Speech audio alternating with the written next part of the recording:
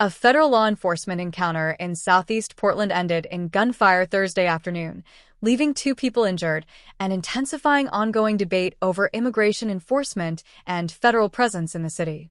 According to authorities, the incident occurred near Southeast Main Street during an operation involving U.S. Immigration and Customs Enforcement, commonly known as ICE. Federal agents were conducting enforcement activity in the area when they encountered a vehicle occupied by 2 individuals. What began as an interaction quickly escalated, resulting in ICE agents firing their weapons. Details surrounding the moments leading up to the shooting remain limited. Federal officials have not released full information about what prompted agents to use force, citing an active investigation. What is known is that at least 1 agent discharged a firearm, striking both occupants of the vehicle. Rather than remaining at the scene, the injured individuals drove away. Several miles later, they arrived at an apartment complex in another part of the city. Portland police officers were called to the location after reports came in of people suffering from gunshot wounds. When officers arrived, they found a man and a woman with visible injuries consistent with gunfire. Emergency medical services were immediately requested, and both individuals were transported to a local hospital for treatment. As of the latest updates, authorities have not released information about the extent of their injuries or their current conditions. Portland police were quick to clarify that their officers were not involved in the shooting and did not fire any weapons. Their involvement began only after the injured individuals were located. Police assisted with medical response and securing the scene at the apartment complex. Because the shooting involved federal agents, the FBI has taken over the investigation, which is standard protocol when a federal officer discharges a firearm. Investigators are expected to review all available evidence, including witness statements, physical evidence, and any potential video or body-worn camera footage. ICE confirmed that its agents were involved in the incident, but declined to provide extensive details, stating that the matter remains under review. Federal officials emphasize that agents are trained to respond to perceived threats and are authorized to use force when they believe their lives or the public are in danger. The lack of immediate clarity surrounding the shooting has fueled concern among Portland city leaders.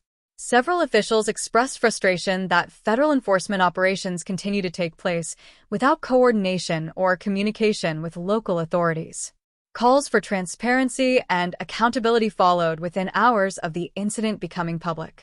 Portland's leadership has long criticized ICE operations within the city, arguing that such actions undermine trust between law enforcement and immigrant communities. Critics say incidents like this one heighten fear, discourage cooperation with police, and increase the risk of violence in residential neighborhoods. Community reaction was swift. Residents in the area where the shooting occurred described a heavy federal law enforcement presence, with multiple vehicles and agents seen securing the scene. Some neighbors said they were unaware an ICE operation was underway until they learned of the shooting through emergency sirens and police activity. Advocacy groups condemned the incident, calling it another example of what they describe as aggressive and dangerous immigration enforcement tactics. Activists argue that ICE operations too often occur in public spaces, increasing the likelihood of bystanders being placed at risk. Supporters of federal enforcement, however, argue that agents face unpredictable and potentially dangerous situations while carrying out their duties. They contend that agents must be allowed to protect themselves when encounters escalate, especially during vehicle stops or arrests. The Portland shooting occurred amid heightened national scrutiny of federal immigration enforcement. Recent incidents involving ICE and other federal agencies in different cities have sparked protests, political debate, and renewed calls for reform. Critics say the frequency of such confrontations highlights systemic issues in how immigration enforcement is carried out.